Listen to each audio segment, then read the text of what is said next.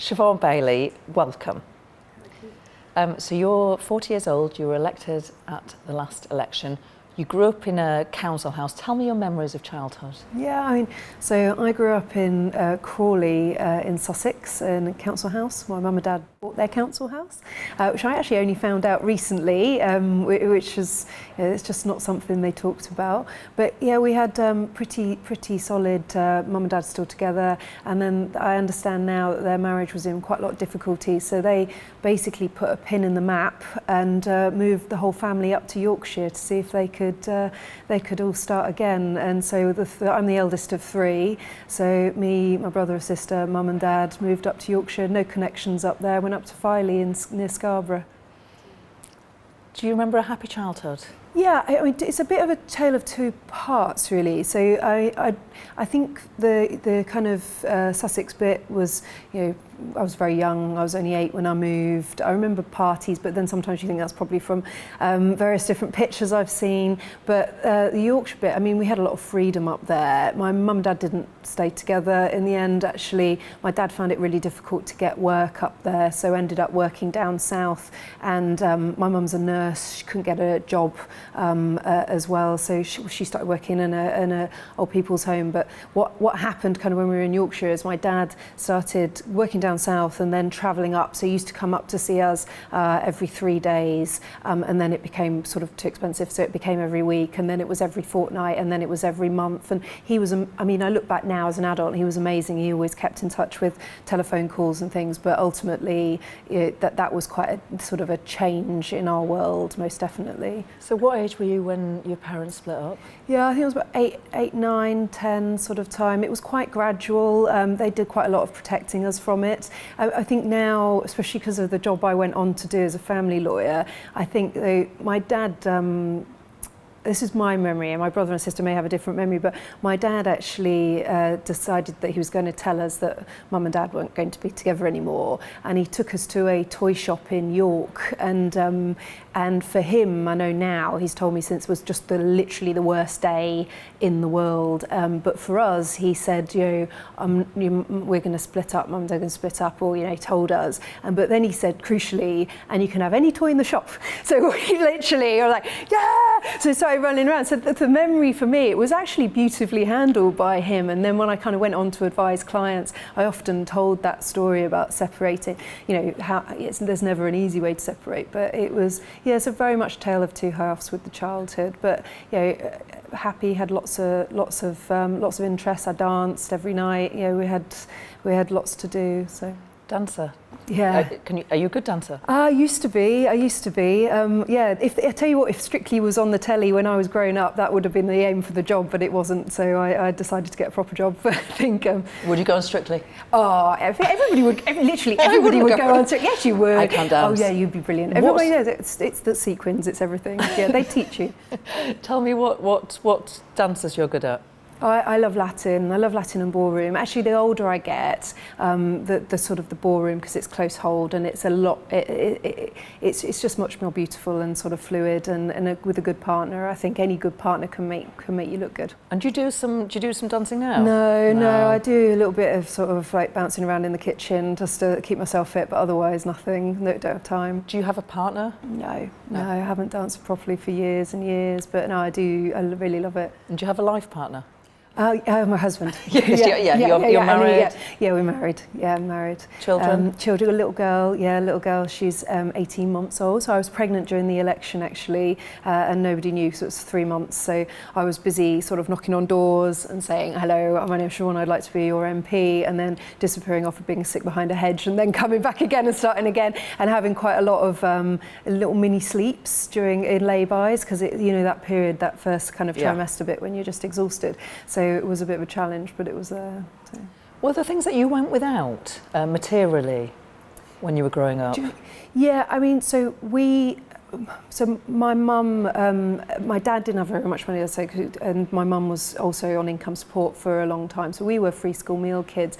I remember money being incredibly tight. I remember just little basic things like being told to only use one square of toilet paper, or not to eat. And we ultimately had quite a chaotic childhood. I think my mum was trying to work really hard. She wasn't at home very much. Wasn't much food in the house. I went straight from school to dancing classes. My brother would go somewhere else. My sister would go off, and so it wasn't what you would call a conventional childhood. And even when we were very young, we'd go straight to the nursing home from school. We'd eat our dinner there, and then my mum didn't drive, so then we'd walk back, which was a good 40-minute walk. So we weren't going to bed until 9 o'clock at night. So we were always tired on falling asleep on the school bus and things. So yeah, later on as an older teenager, I was pretty feral, and there was just no adult presence really.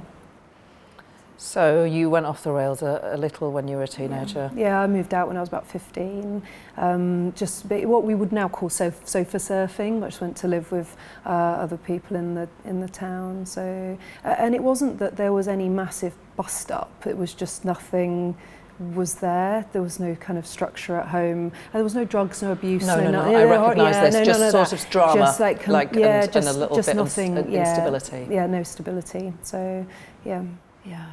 Are your mum and dad still with us? Oh yeah, good. they're lovely, and we have a brilliant relationship. All three of us, a brilliant relationship with my mum and dad, and I give them credit for everything that they've done for us, and they've given us a real sort of a real passion for life. And my brother went in the RAF in the ranks and rose to be an officer. He worked really hard. My sister actually got pregnant at 15, had a baby with Down syndrome, has gone on to have just be the most incredible mum, and I'm really proud of her. So I think whatever they instilled in us, because of who they are and because of what they did for us, it's it's all there, and it's kind of shone through in the end.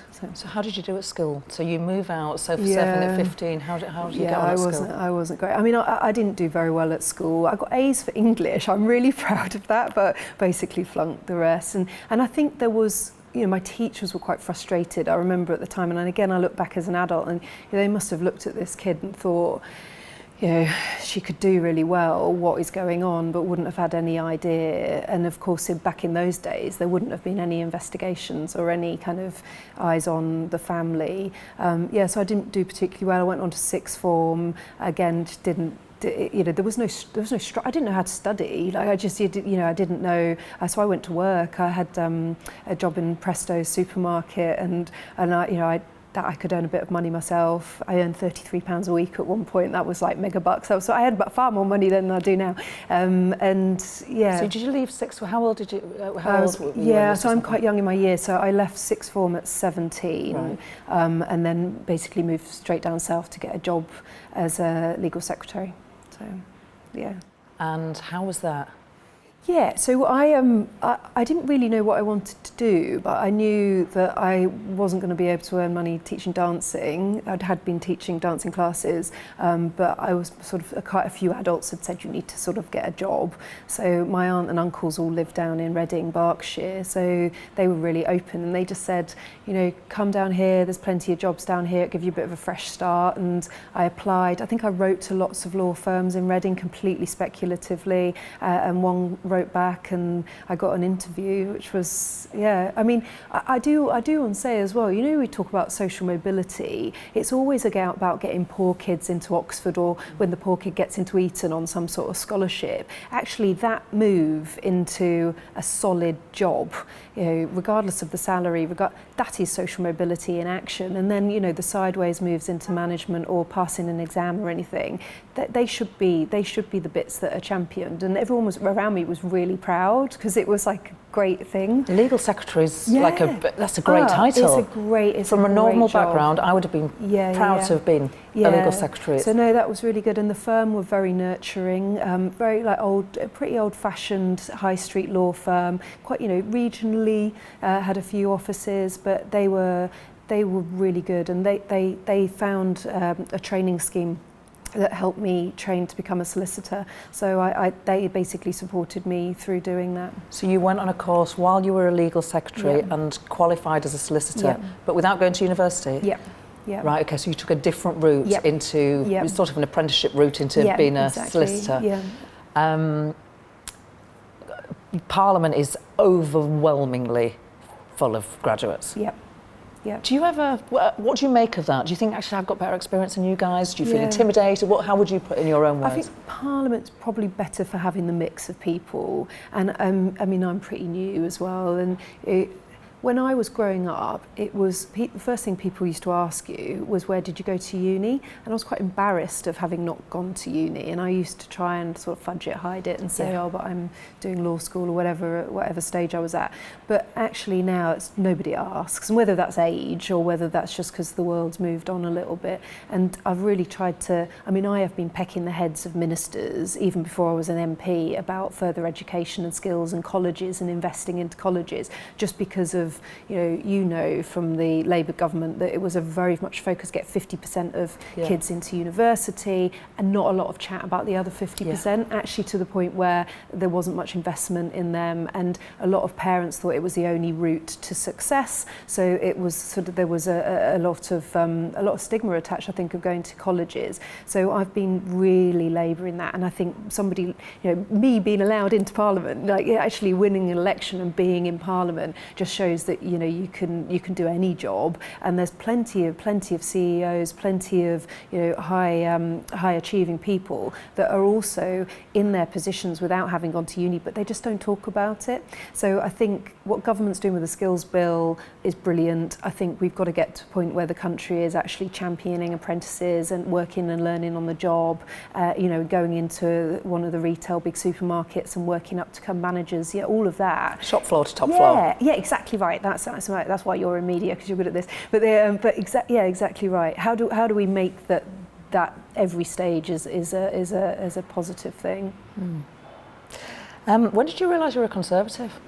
Yeah, so I thought you might ask me this. They say, when I went, we are not a political family. I mean, I've just told you, people say, well, did you talk about politics around the table? I was like, not only did I not talk about politics, there wasn't a table and there was no food, but I think I went to vote at 18, and I was living with my uncle at the time, and I kind of canvassed a few people, just opinions, said I want to go and vote, no idea about any of this stuff. My dad told me that the Labour Party would bust the country financially, so I remember that comment. And then my uncle, who I was living with, I remember being stood at the bottom of the stairs. So he's painter and decorator, self-made, just gets on with his world. And he said, he was trying to be kind of provocative. He said, so do you want to be a success in your life? And I was like, well, yeah, of course I do. And he said, and when you are a success, do you want to keep the money that you earn for you and your family? And I was like, yeah, of course I do. And he said, the only people that will let you keep more of your money in your pocket are the Conservatives. And I just always, I mean, that's, it may be indoctrination, it may be, I've always remembered that. And then I voted blue. And then kind of fast forward, thinking a bit more about politics, just really looking at the differences between the parties and the differences of approaches, and I'm just obviously really comfortable being a Conservative. So, is there a Conservative leader throughout, living or otherwise, who is your hero or heroine? Yeah, I think there is a bit of a mix of all of them. I mean, I think Margaret Thatcher being on the throne in number 10 when I was growing up, it has an impact on all of our age group of women, seeing a woman. So I also like the way she kind of described the country's finances. She brought it back down to basics of, she had to run a household budget, and you could kind of see the country saying, yeah, actually there are some things we have to go without, and there are some difficult choices. And I always thought that was really, so I thought she was a good communicator. And then, just a little bit. So I came really sort of into politics and alive with politics under David Cameron. I really liked his life chances strategy. I really liked his kind of focus on early years and making sure that sort of the aspiration starts young and that we're investing upstream to try and help people. And we've been doing quite a lot of work on that lately with Andrea Leadsom. So that work's continuing, which is good. So. And you say you're a very comfortable Conservative, but already you have rebelled. Yeah. Tell me about that. Tell me what you've rebelled on. Yeah, do you know, actually, well, you will know, because I know you've rebelled on Brexit. It's really tough.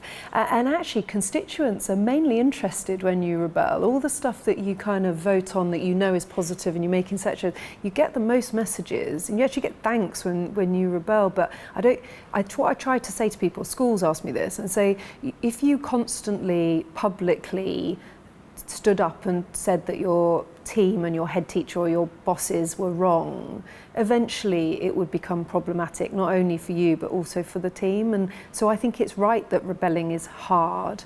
I've abstained on the free school meals issue.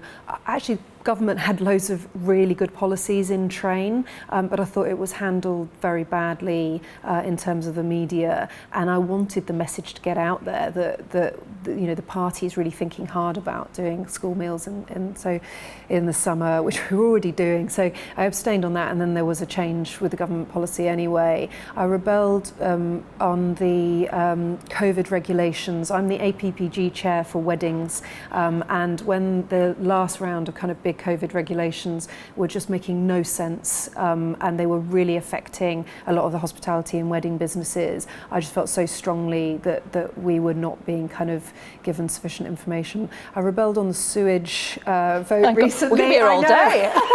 But it's interesting. And yeah, but that's because we've got a £9 million investment going into Stroud, and you know, that's canals, that is our waterways, that's for tourism, that's for business, and you know, we've got to make sure we're doing our best to make sure sewage is out. And then I did abstain recently on the social care bill. Yeah, you didn't need that full list. So yeah. It's quite an impressive list, or not if you're a government whip. Just tell me, if you don't have to tell me this actually, but I've got to ask, what is it like when you're going to rebel? How much pressure do you come under from the whips, from other colleagues? Yeah, I mean, obviously it depends on the vote, but there's a lot of pressure, and you don't want to let your side down and the team down. So for me, you've just got to be very, very clear about having read everything and having spoken to constituents, being very clear it's the right thing to do for Stroud, the right thing to do for me, and then you can deal with the kind of incoming of the calls. I've got, you know, the whips are reasonable people, you know, that they do try and talk through things. They obviously try and talk you out of things. They wouldn't be doing their job if they don't. But yeah, it is quite a lot of pressure. There are reports that people who are going to rebel, they're threatened with constituency funding, things like that. Is it that horrible? It's not something I've had, but you know, I think the whips and the government's job is to get their business through, and they obviously feel passionately about what they're doing, so they're going to try and persuade people, but there will be things like with any jobs, bosses, employers, teams that you don't agree on, and you know, they're not talking to me now. You know, it's fine, and we've just got to think carefully about each step. So, finally, you are campaigning against the online trolls, which we all know about if we are anywhere near social media. What's the worst abuse, and how frequent is the abuse that you are subject to as a Member of Parliament? So I don't look, so that's a key point of protection, but I did look the other day ahead of doing the bill, just out of interest, and I shared it on Instagram actually, where I was called a "see you next Tuesday," an ugly witch, and you know, and just all sorts of different horrible stuff. That's pretty much normalised now, but what I'm trying to explain to people is I am quite a tough cookie with this. I have a team of people around me. My husband actually goes through my troll. He's named quite a lot of my trolls, just to keep it kind of humorous. But there are a lot of people sat at home getting that type of abuse from unknown people, and getting, you know, indecent images sent them from unknown, and it's terrifying, and it throws them off their day, or it makes them want to say anything online, and it makes them not want to apply for jobs that are public facing. So that's, you know, as much as we talk about MPs and celebrities, it is very much more about the everyday kind of occurrences. So I really want to see changes, and I think government is listening. So Siobhan Baillie, it's been a pleasure. I reckon you're really tough. I hope so. Yeah. Yeah, thank you. Thank you for sharing the real you with me. Thank you. Welcome to the GB News YouTube channel. You can watch us live 24 hours a day, catch up on your favourite shows and join in the conversation in the comments below. Don't forget to subscribe and you'll never miss any of our exclusive content.